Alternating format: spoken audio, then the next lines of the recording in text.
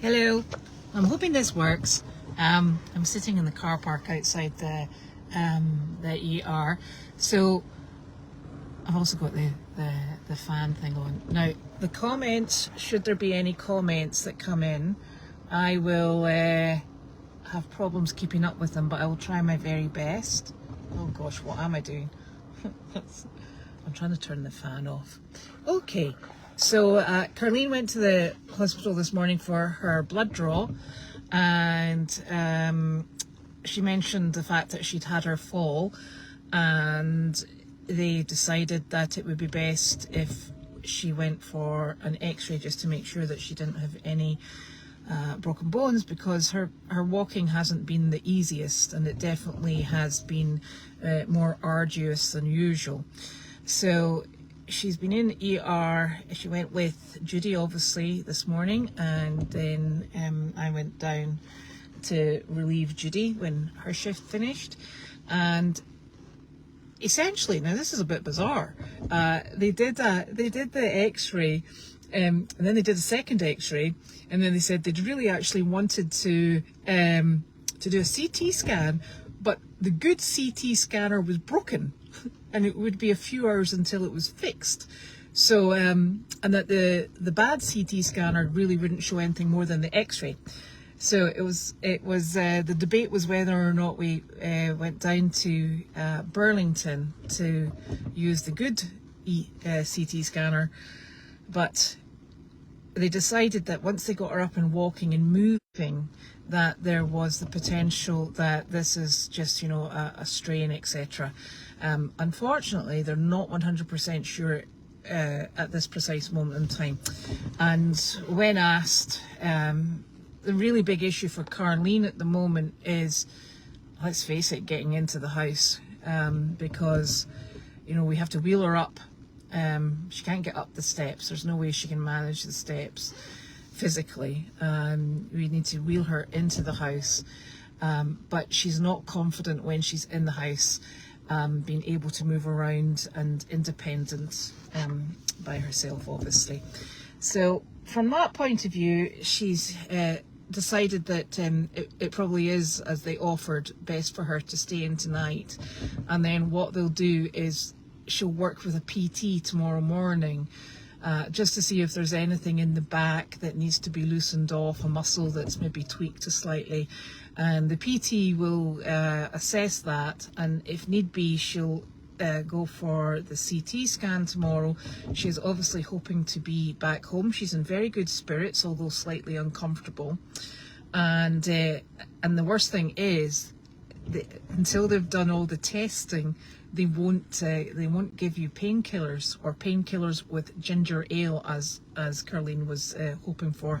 So she's been sitting this whole time with no pain relief either. So they will make sure she's well taken care of tonight. She's ordered her dinner already, which is desperately important, and then she'll hopefully have a comfortable night's sleep, and then Judy will come in around about 11 o'clock tomorrow to make sure she's okay, and we'll get an update then. Obviously, Janine and Gwen will be fully versed by the hospital and anyone else as to what's going on. Janine is scrambling to get up here, and she just needs to be careful when she's driving such a long load with wet roads, but we're all organised. The dogs will, I mean, they sleep from about 7 o'clock onwards anyway, so I'm going to take Larky home. He's in the back. He's done a good job today, haven't you, Larky? He's a good boy.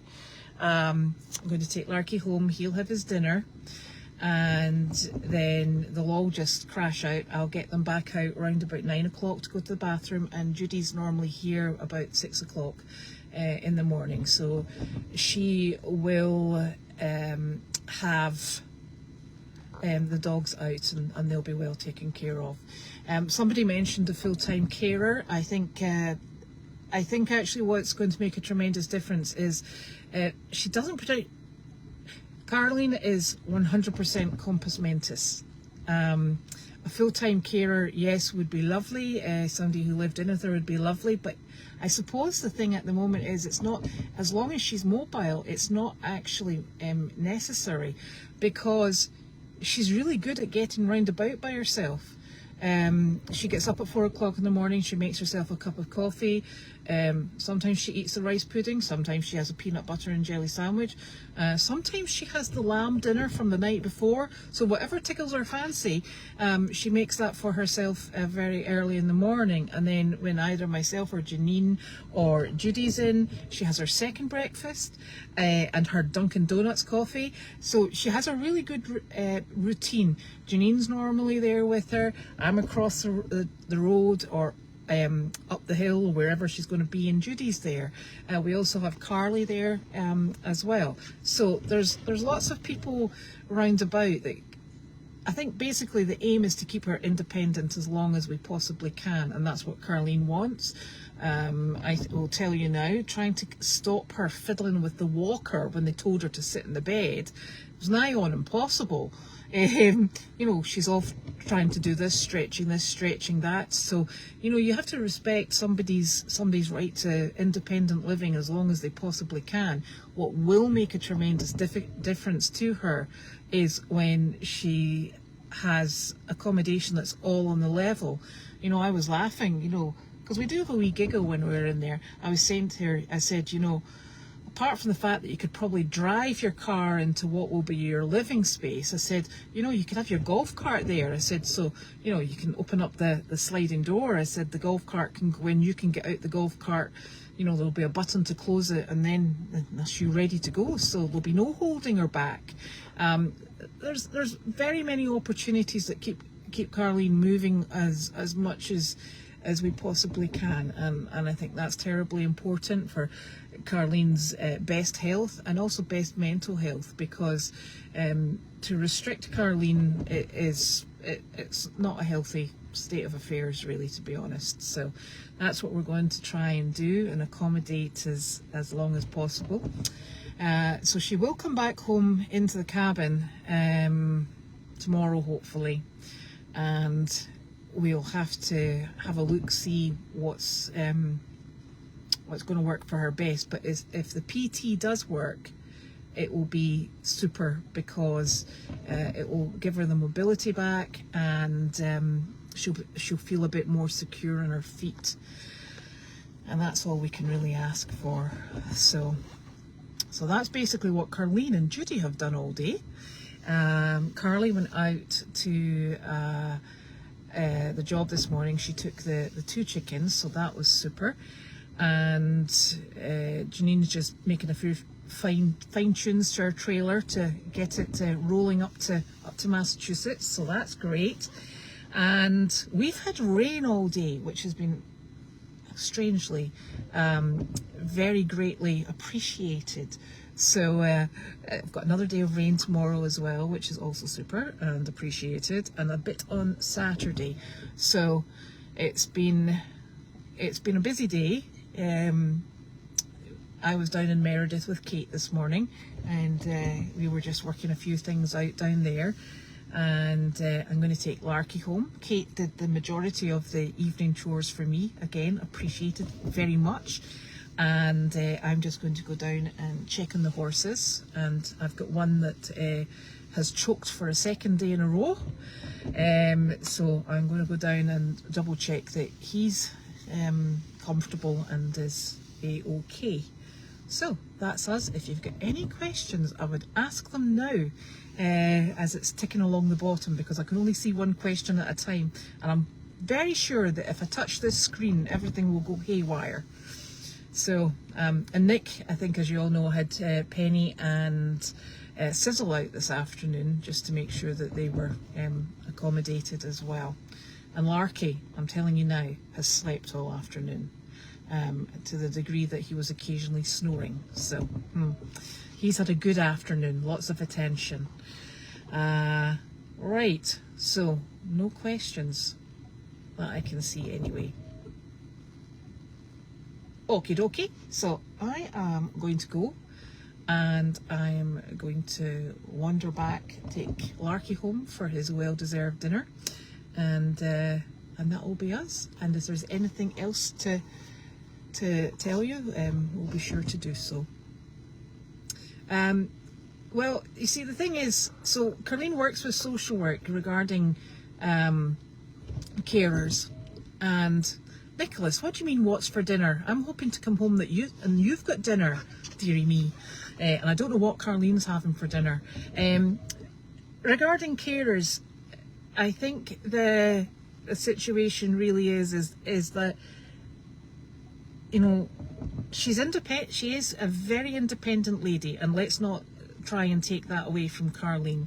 I think that, and it's for the family to decide, obviously, but I would think from talking to Carlene that her interest is making sure that her mobility is to the best of her ability and comfort level.